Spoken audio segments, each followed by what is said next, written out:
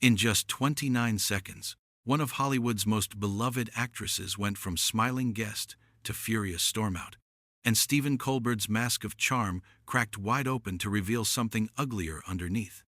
What started as pleasant conversation exploded into a verbal war that left the audience gasping, cameras shaking, and Julia Roberts walking off the set in disgust after the host crossed a line nobody saw coming.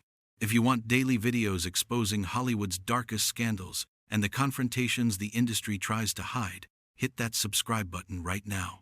You won't want to miss what we uncover next. Last night's episode of The Late Show was supposed to be a celebration. Julia Roberts, America's sweetheart, sitting down for a conversation about her latest film and her decades-long career that's made her one of the most recognizable faces on the planet. The audience was packed, the energy was high, and Stephen Colbert seemed ready to deliver another one of his signature interviews, mixing humor with just enough substance to keep things interesting. Julia walked out to thunderous applause, that famous smile lighting up the stage as she waved to the crowd. She wore an elegant burgundy dress, her hair pulled back, looking every bit the Hollywood royalty she's become. Colbert stood to greet her, shaking her hand with both of his in that overly familiar way hosts do, and they settled into their chairs as the applause died down. The first few minutes were exactly what you'd expect. Colbert asked about her new movie, some romantic drama that's getting Oscar buzz.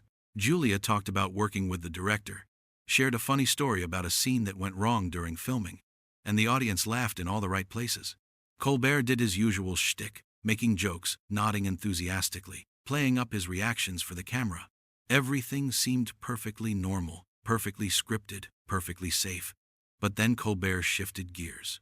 His tone changed, got a little more serious, a little more pointed. He leaned forward in his chair, that fake concerned look plastered on his face, and said he wanted to talk about something more personal. Julia's smile faltered just slightly, but she nodded, probably thinking he was going to ask about her family, or her charity work, or something equally innocuous. Instead, Colbert brought up her marriage. Not in a respectful way, not in a congratulatory way, but with this weird, probing energy that immediately made the atmosphere uncomfortable. He asked how she manages to keep her personal life so private when she's so famous, and there was something in the way he said it, something almost accusatory, like keeping your private life private was somehow wrong. Julia handled it gracefully at first. She gave a diplomatic answer about boundaries and the importance of protecting her family from the spotlight.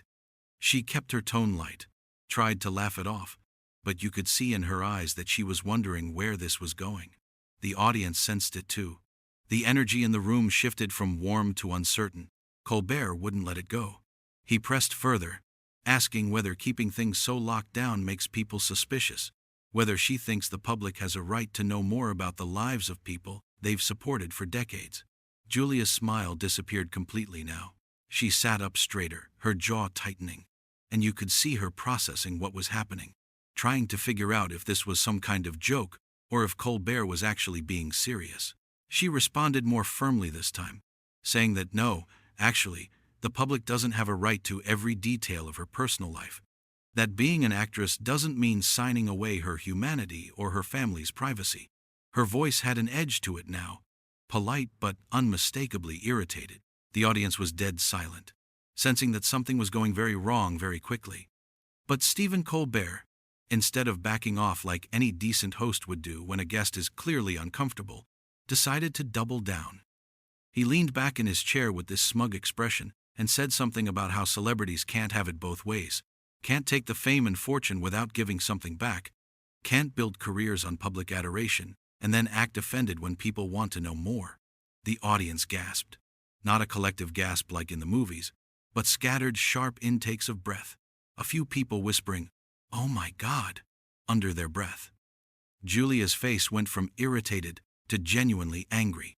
Her eyes narrowed, her mouth pressed into a thin line, and when she spoke, her voice was ice cold. She said that was an incredibly disrespectful thing to say, that she's given audiences 3 decades of work, hundreds of hours of entertainment, and that doesn't entitle anyone to invade her home, interrogate her about her marriage, or suggest she owes people access to her private relationships. She wasn't yelling. but her intensity was somehow more powerful than screaming. Every word was measured, controlled, and absolutely furious. Colbert tried to laugh it off, holding up his hands like he was joking, but his face was red, and you could tell he was flustered. He said something about not meaning to offend her, but then, incredibly, he kept going. He said that sensitivity about the topic makes people wonder what she's hiding. That if everything's so perfect at home, why not just be open about it? That was the moment everything exploded. Julia stood up from her chair so fast, it actually rolled backwards a few inches. The microphone clipped to her dress was still on, so everyone heard when she said, and I'm cleaning up the language here, "Are you out of your damn mind? What the hell is wrong with you?" The audience was in shock. People had their hands over their mouths. Some were taking out their phones even though they're not supposed to.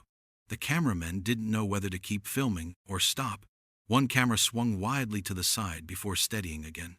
Colbert sat there looking like he'd been slapped, his mouth hanging open, probably realizing he'd miscalculated badly but too proud or too stupid to apologize properly. Julia wasn't done. She stepped forward, closer to his desk, and laid into him.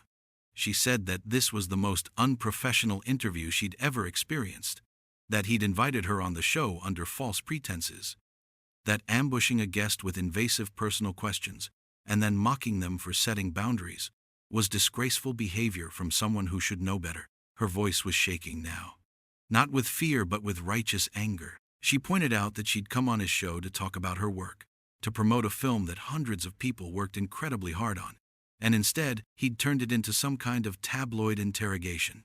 She asked him what kind of host treats their guest like this. What kind of person thinks this is acceptable?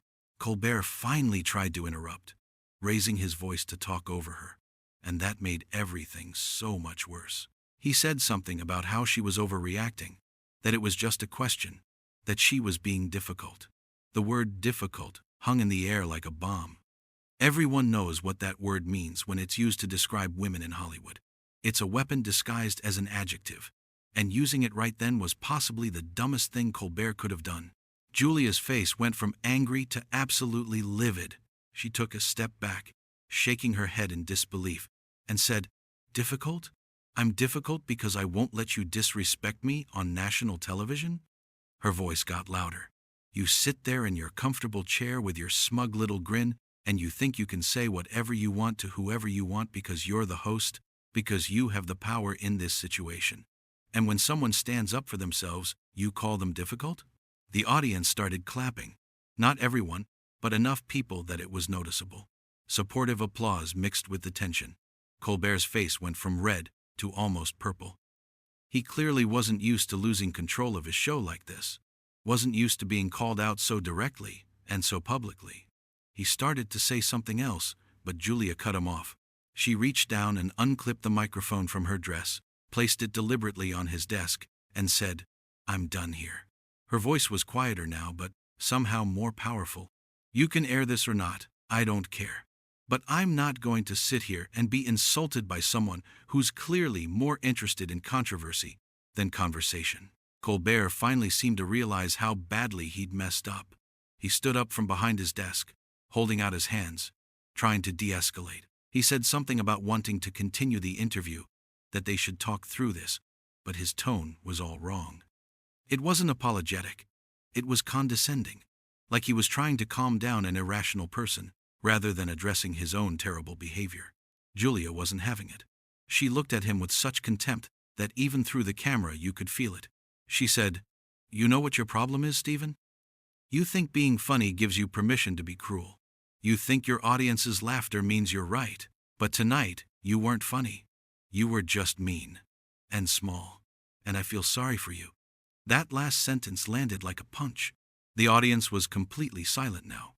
Some people looked uncomfortable, shifting in their seats.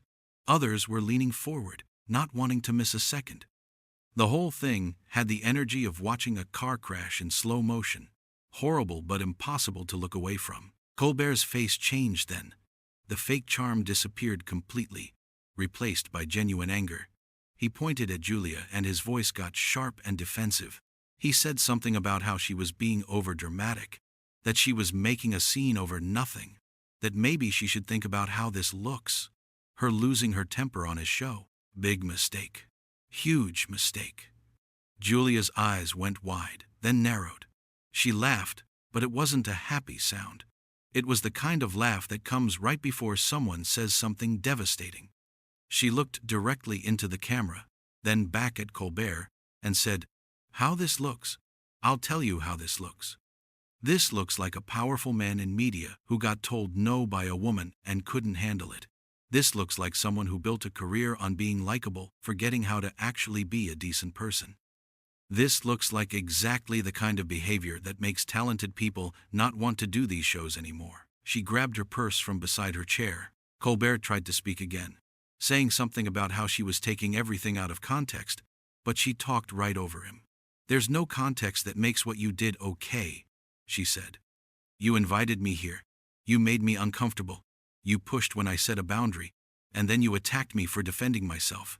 That's not entertainment. That's not good television. That's just bullying with an audience."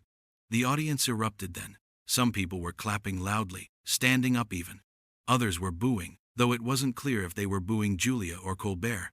The whole studio was in chaos. Security guards near the stage looked at each other, uncertain whether they should intervene.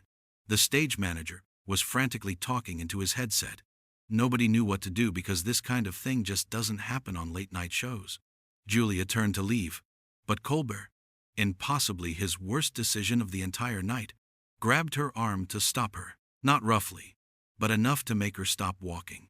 The camera caught it perfectly. Julia looked down at his hand on her arm, then back up at his face, and the expression she gave him would have frozen hell itself. She pulled her arm away and said, very quietly but clearly into the lingering microphones, "Don't you ever touch me."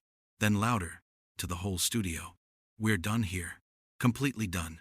Colbert stepped back, his hands up again, but he still couldn't shut up. He called after her as she walked toward the stage exit, saying something about how she was being unprofessional, how she was ruining the show, how he'd never been treated like this by a guest before.